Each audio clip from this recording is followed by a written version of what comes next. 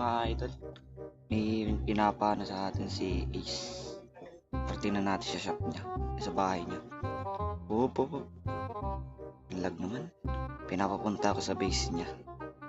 Tara, punta tayo. Titignan natin siya dito. Dito ba? Ace. Wala dito. Ang tao. Nakapagamit-gamit ha. Safe lahat ha. Nakasulat. Sumira ka ng isang kahoy. Tapos pumunta ka sa shop. Wala ka. Sira tayo. Okay. Tapos punta tayo sa shop niya. Dito. Ay, naglalag. Dito. Ayun. Ito ba? Wala naman mga gamit to eh. Oh! Magkano to?